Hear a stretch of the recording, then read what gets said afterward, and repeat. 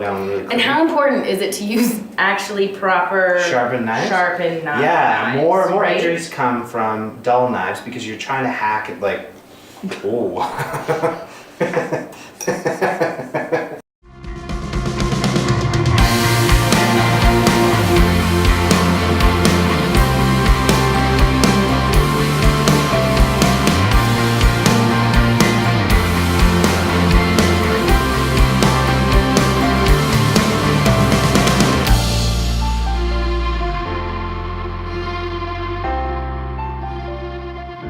Hello folks, welcome to another Glow Strong episode where we are all about health, wellness, and good food.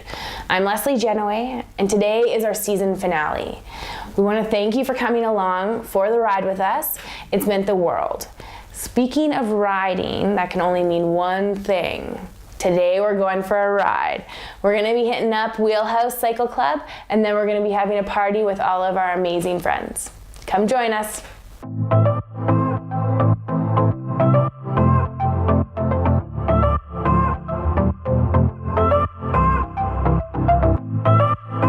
Hi guys, we're here at Wheelhouse Cycle Club with Lyndon and Kyle, and we're really happy to be here, so thank you very much for having us. Thanks for coming. You guys have been able to create such a wonderful and fantastic community within our little community of Regina, and I think that's such a special thing that we've been able to see you guys grow throughout. So starting in your downtown location and then moving and expanding and now moving a little bit further. Tell us how it all started. So I was living in Calgary and people started talking about spin studios there and they were popping up all over the place, and finally I was convinced to check out a class and immediately fell in love with the energy, the atmosphere, the intensity, all of it. And then like the business part of my brain started turning, like what else could this be? Like what else could we grow it into? And that's when I called Lyndon, pitched him the idea of a spin studio in Regina because there's no other spin studios here yet. He's got the marketing background that complemented my finance background. So we talked about it for a few months. We talked about it as a like dating stage that we had to figure out if we could actually I get that. get into business together. And after spending a lot of months, a lot of phone calls, we decided like, yeah, we can do this. And then Wheelhouse was born. Very cool. So in this episode, we're talking all about how important community is for someone to be able to make like a lifelong commitment to something. So for example, with their fitness, we see people start things and then they'll drop off and start things and drop off. How do you see on a day-to-day basis, I guess, your community influencing and helping people to be able to continue on throughout their journey? I think it can be like one of the most important pieces of that is accountability.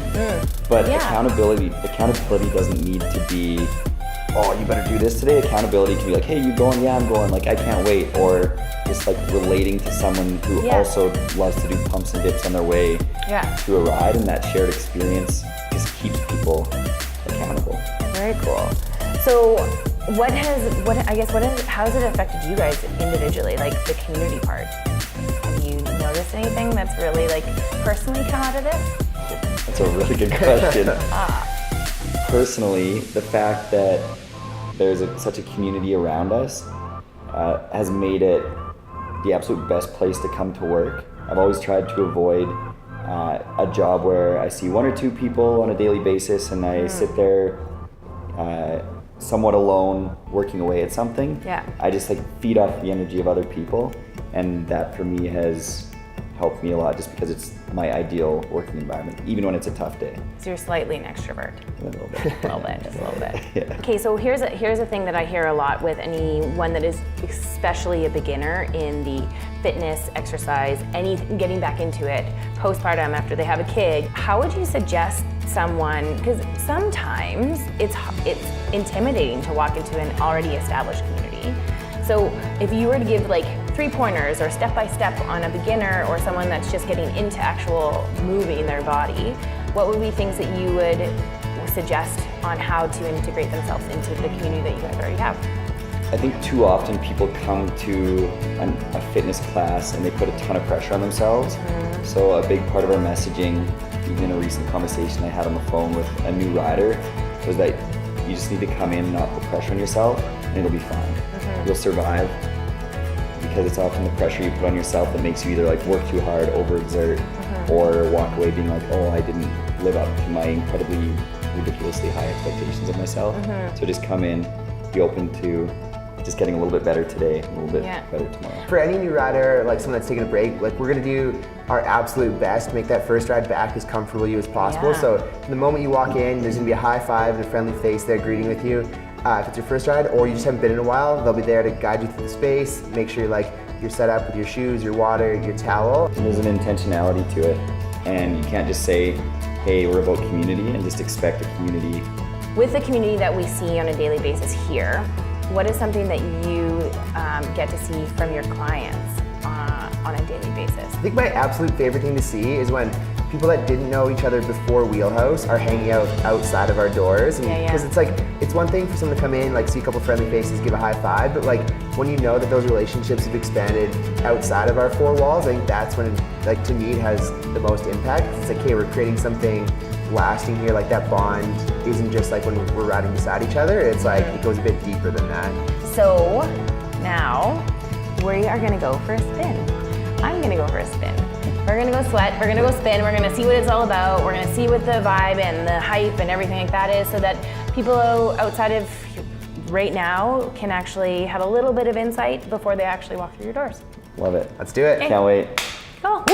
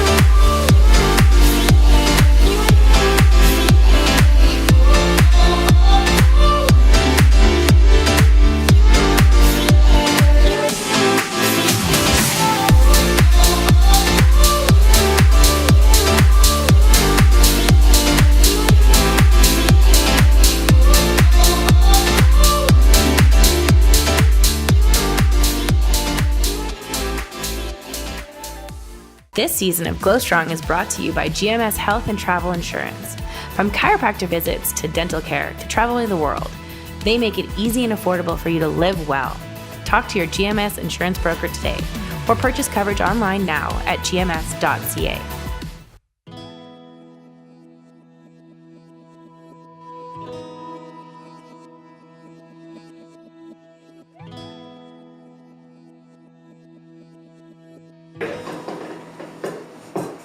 Today we're talking about healthy potluck ideas, the concept of what community brings to the table, why it's so important to break bread with friends and family, and how much emotion goes into that and around food in our supper table. Yep. So we're gonna start talking about some healthy recipes, that you guys can bring to your potlucks this summer.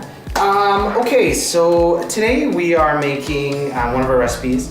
It's a vegetarian recipe. It's a summer squash with Greek yogurt, almonds, and a little tang from a special North African spice called ras el hanout.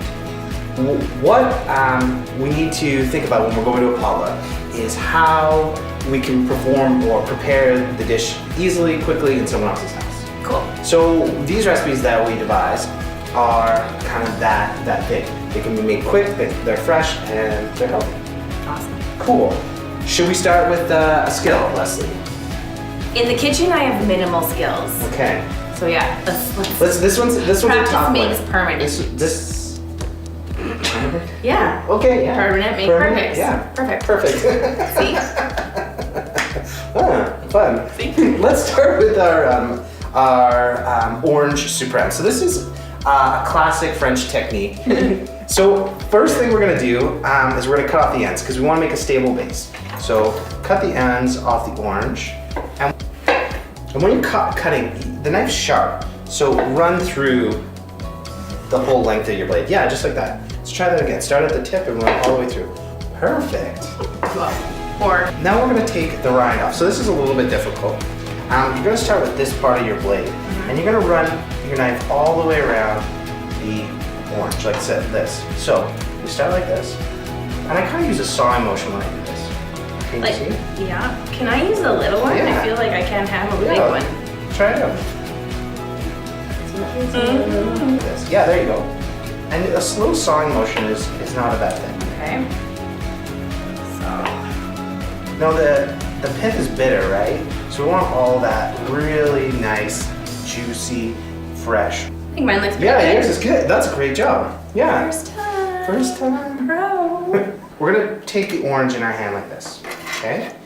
And then we're gonna cut down inside each of the segment of orange. It's a lot of trust. This is a lot. So, watch my first one. 1, 2. Okay. And then when you have it like that, you're just gonna put it in your bowl. 1, 2. See? And see how they come out perfect? Ah, great. And just keep going. I kind of think this looks like an octopus afterwards, you know? Oh yeah. Down really And quick. how important is it to use actually proper Sharpened knives? Sharpened knives. Yeah, more right? injuries come from dull knives because you're trying to hack it like, oh. As we're That talking could have about been as we're talking about a sharp knife. But yeah, it's way more important because you want to go through cleaning. Almost surgical sharp is the best. So once we have this octopusy thing, Yeah. I just squeeze it over top. And that way we save all that juice, and we're gonna use that for the dressing for the rest of the dish. Trim up that end, and then we're just roll it, okay?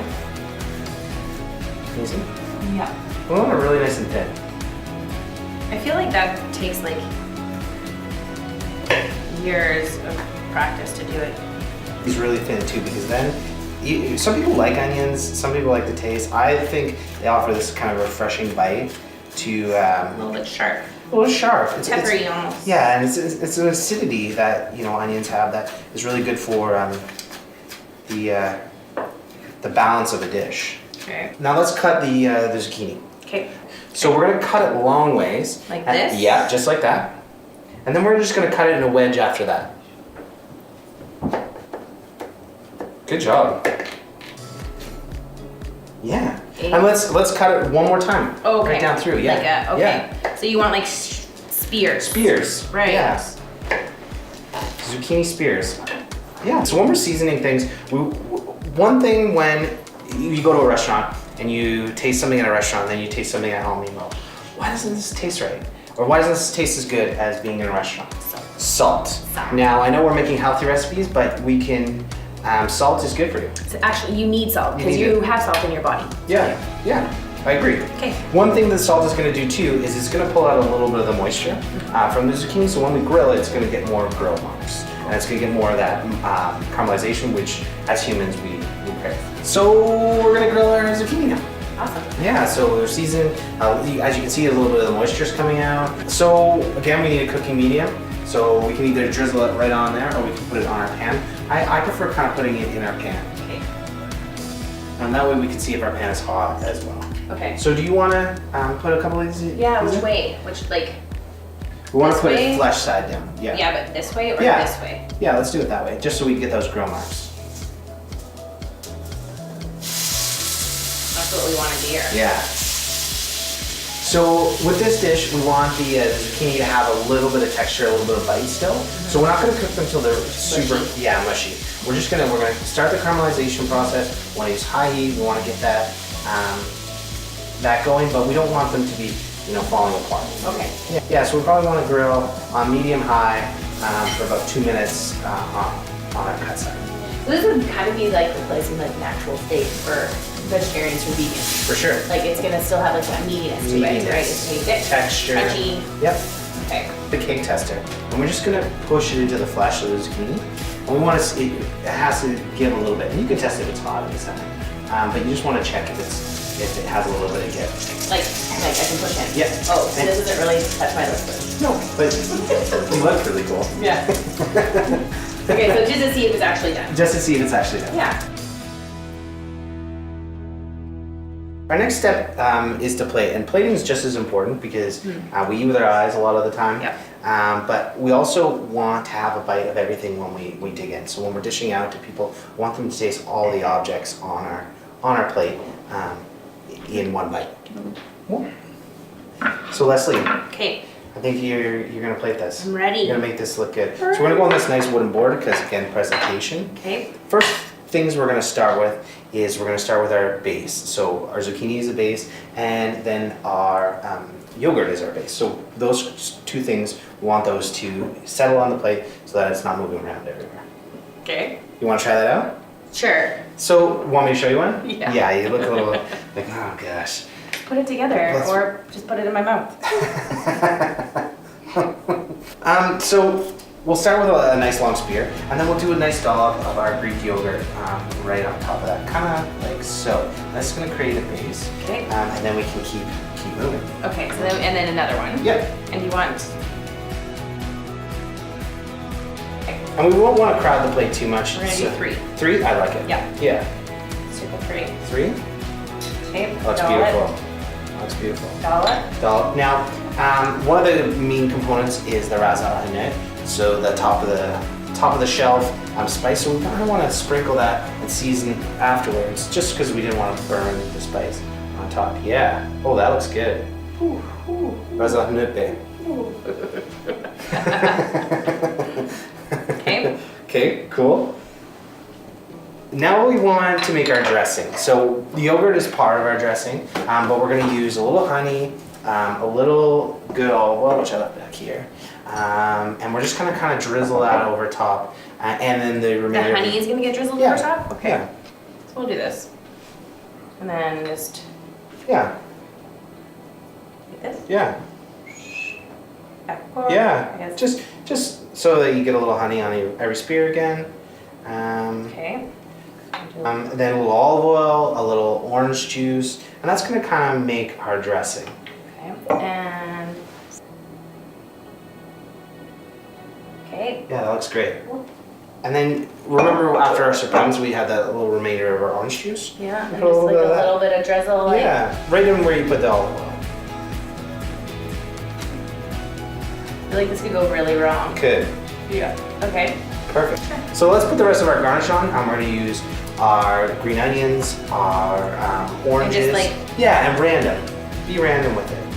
Okay. And that's going to give some acidity. Sometimes I miss the plate. That's even more random. That's random. Our almonds. Almonds. Yeah. Yeah. Okay. Our orange. Let's do our orange, and then we'll finish with our... And then just like. Yeah, you can make this look pretty from here. Now look how pretty that looks already. Yeah. Looks fresh. Okay. And yeah, and let's finish with our mint. A little bit of mint. Minty. Minty fresh. And you could tear the leaves. Yeah. When you tear them, you release some of that oil. Oils. And Excellent.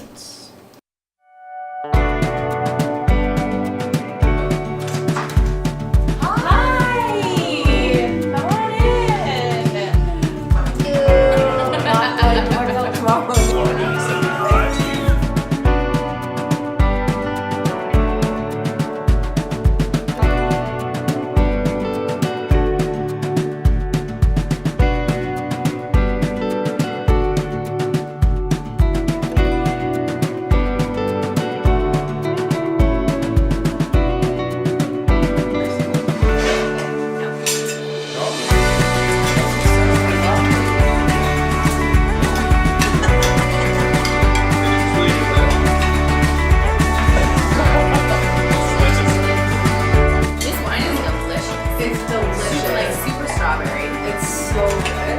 It's really good. When was the last time everyone did something like this? Like how important is it in your guys' lives to eat around a table with family and friends? Sunday And how family often? dinner. Sunday family dinner. Every Sunday. It's important. And sometimes like it's lost too, where you don't get to see it as often as you'd like, right? I think you gotta make it a priority, right? If you make it a priority, then you have to do it. I agree with you, When we Josh. go to Greg and Lee's house dinner, Yeah. there's no phones, there's no TV, there's nothing. It's just us with the kids and talk about life and talk about things that are important and play hilarious board Good job. games. So why do you guys think it's important to make time to dine with family and friends? Break bread. I like to say breaking bread around food creates happiness, but why is that? Growing up, we used to have family dinners on Friday nights, and well, and Fridays sometimes, and you guys were going out to do whatever you had to do, but we would always have dinner together. So it was, I think it's a big thing. Family dinner, the grandkids, they all look forward to that kind of thing. But it's the connection, right? You lose the connection all the time.